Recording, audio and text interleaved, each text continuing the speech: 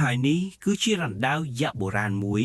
មិនមែនបង្កើតឡើងដោយភ្នំភ្លើងឬស្នាមប្រេះដីទេប៉ុន្តែដោយវត្ថុក្រៅភព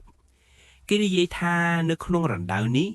ដាននៃធម្មពលដ៏ធំធេងកម្រិតភពត្រូវបានលាក់ទុកដែលបានคล้ายជាចំណុចចាប់ផ្ដើមនៃជីវិតនៅលើផែនដីដោយសារតែនេះគឺជារណ្ដៅ Frederick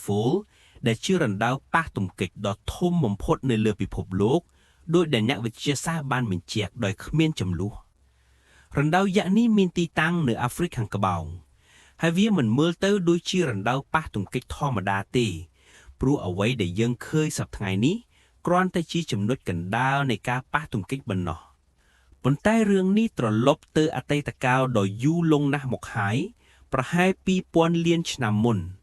ពិភពលោករបស់យើងនៅពេលនោះស្ងាត់ជ្រុងមិនមានសត្វធំគ្មានមនុស្សទេមានតែសារពាង្គកាយកោសិកាតែមួយដែលអណ្ដែតដោយសន្តិភាពនៅក្នុងមហាសមុទ្រដ៏ធំល្វឹងល្វើយហើយភ្លាមនោះឯកផ្កាយដ៏ធំមួយដែលត្រូវបានគេប៉ាន់ស្មានថាមានអង្កត់ផ្ចិតរាប់សិបគីឡូម៉ែត្រ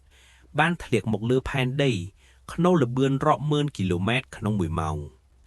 ក្នុងរយៈពេល1វិនាទីនោះផ្ទៃផែនដីមិនត្រឹមតែប្រេះប៉ុណ្ណោះទេវាបានដួលរលំលោតនិងរហែកក្នុងពេលដណាគ្នា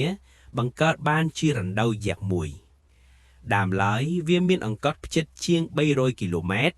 ធំជាងខេត្តធំជាច្រើនរួមបញ្ចូលគ្នាទៅទៀតស្រមៃមើលរឿងនេះគ្មានការព្រមានគ្មានផ្កាយរណាប់គ្មាននរណាម្នាក់ដឹងជាមុនទេហើយភ្លាមនោះផ្កាយមរណៈមួយបានធ្លាក់មកលើផែនដីដោយកម្លាំងខ្លាំងនិងការផ្ទុះដែលស្រទាប់ថ្មជ្រៅជាច្រើនគីឡូម៉ែត្ររលេដូចទឹកប៉ុន្តែរងចាំបន្តិចនោះមិនមែនជាអ្វីទាំងអស់ដែលធ្វើឲ្យផលប៉ះពាល់របស់ Frederick បំផ្លិចបំផ្លាញខ្លាំងនោះទេអ្នកវិទ្យាសាស្ត្របានគណនាថាថាមពលពីផលប៉ះពាល់នេះអាចមានថាមពលខ្លាំងជាងគ្រាប់បែកនុយក្លេអ៊ែររាប់លានគ្រាប់ដែលផ្ទុះក្នុងពេលដណាគ្នាផលប៉ះពាល់ដ៏ធំធេងនេះ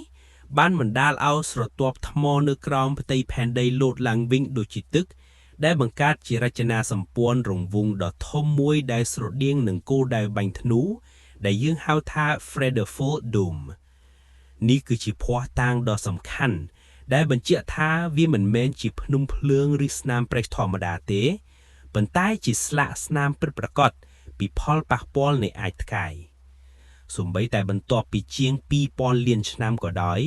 ខ្យល់ភ្លៀងនិងសំណក់មិនអាចលុបស្នូលនៃផលប៉ះពាល់នេះបានទេ